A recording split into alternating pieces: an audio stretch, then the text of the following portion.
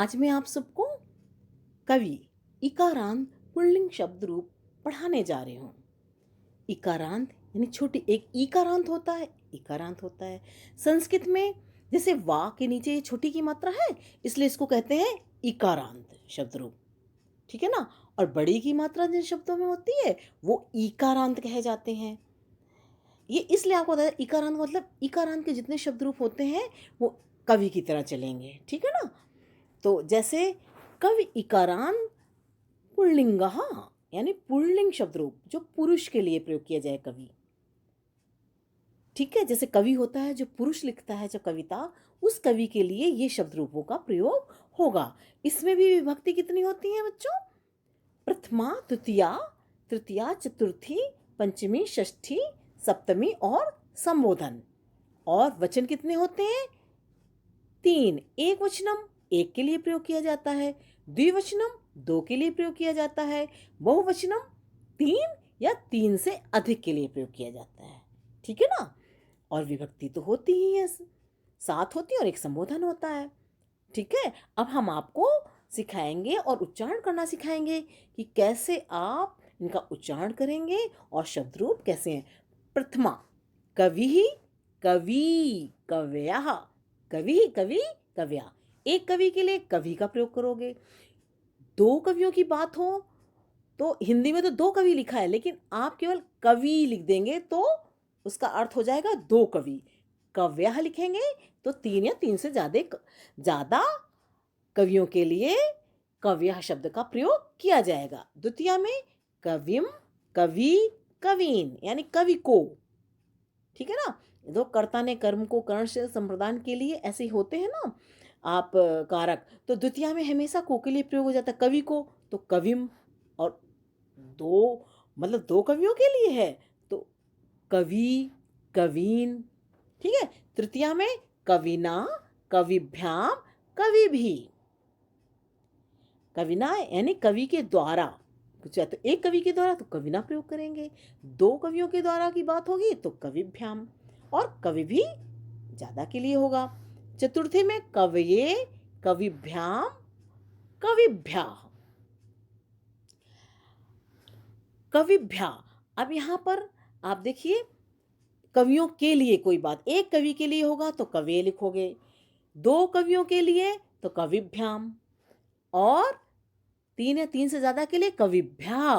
पंचमी में कवेः यानी कवि से कोई बात है, कवेः, कविभ्याम, कविभ्या। षष्ठी में कविः। आप देख रहे हैं पंचमी और षष्ठी ये याद कर लीजिएगा तो आप भूलेंगे नहीं। पंचमी और षष्ठी दोनों के एक वचन में कवेः, कवेः, तो बहुत जल्दी आपको याद हो जाएगा। पंचमी में भी कवेः और षष्ठी में भी कवेः। तो षष्ठी में कव्यो, कवि नाम। ठीक है। और सप्तमी में कवो, कव्यो, कविषु। कव्यो, अब यहां आप देखिए षष्ठी और सप्तमी का द्विवचन में कव्यो कव्यो दोनों में है। ठीक है। आप एक याद कर लेंगे, आपको ध्यान रहे, आप याद रखिएगा कि सप्तमी में भी द्विवचन में कव्यो ही कहते हैं, तो आपको याद करने में शब्द रूप आसानी होगी। ऐसे एक वचन में ये पंचमी और षष्ठी था। फिर है संबोधन क्या है, हे कवि, हे कवि और हे कव्यः। यहां आप देख रहे हैं नीचे लिखा हुआ है, आप देखिए नीचे कि समान शब्दा यानी मुनि। आप कवि की तरह ही इकारांत के और कौन कौन से शब्दों को आप इनकी तरह ही चला सकते हैं, जैसे ऋषि, हरि, कपि, अग्नि, नृपति, भूपति, विधि, रश्मि, असी, रवि, गिरि आदि। आदि मतलब आदि, यानी ऐसे ही और इकारांत शब्द रूप है, शब्द हैं, उनके भी शब्द रूप कवि की तरह ही चलेंगे। हम आपको एक समझा देंगे ना तो आपको ये सारे शब्द रूप आप बना लोगे। मैं चाहती हूँ आप आसानी से आसानी तरीके से आप शब्द रूप याद कर लें। ठीक है ना। मैं आपको मुनि के शब्द रूप दिखाती हूँ कि कवि की तरह कैसे चलेंगे। ठीक है। आप देखिए, अब एक वचन द्विवचन वचन, अब मान लो यहाँ पर कवि की जगह मुनि का शब्द रूप होता, मुनि में भी छोटी की मात्रा है ना, नाम में तो इकारांत है, तो आप कैसे उसको पढ़ते? हम आपको एक बता देंगे, आपको सारे समझ में आ जाएंगे। ठीक है ना। मेरा उद्देश्य है आपको अच्छी तरह से आ जाए। और सरल तरीके से आ जाए। अब देखो यहाँ कवि है ना, तो आप यहाँ कहेंगे मुनि ही, मुनि, बड़ी की मात्रा मुनि में लगा देंगे, ठीक है ना।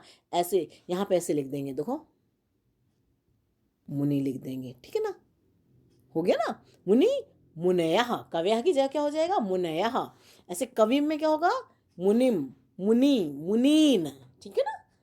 ऐसे मुनिना, मुनिभ्याम, मुनि भी, देखो उसी की तरह मैं वैसे ही तो बना रही हूँ। कवि ना है वो मुनिना हो गया, कविभ्याम है मुनिभ्याम हो गया, कवि भी है मुनि भी हो गया, ठीक वही मात्राएं लगेंगी। ये कवे है ऐसे मुनये, क्योंकि उसमें ना है तो मुनय लिखोगे यहाँ पे, ठीक है। मुनय, मुनिभ्याम, मुनिभ्या, मुने है मुनिभ्याम, आप देखेंगे मुनिभ्या। फिर ऐसे ही आप पंचमी में भी ऐसे करेंगे कि मुने है मुनिभ्या, मुनिभ्या, ठीक है।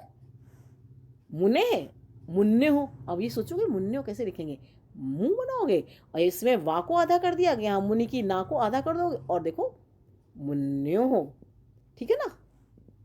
मुनि नाम, ऐसे मुनो, मुन्यो, मुनिषु, हे मुने, हे मुनि, हे मुनिया, ठीक है।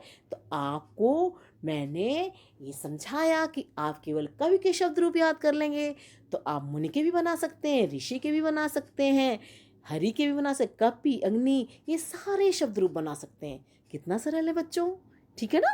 मेरा उद्देश्य ये थोड़ी कि मैं आपको कवि के शब्द रूप बता दूं, बस नहीं, आप मुनि के शब्द रूप भी इसको देखकर ही बना लें, ठीक है ना। और जो ना समझ में आए वो हमसे आप पूछ सकते हैं, ठीक है ना। भाई हमारी संतुष्टि तो तभी है ना जब आपको अच्छे से समझ में आ जाए, हमको तो तभी अच्छा लगेगा, ठीक है ना।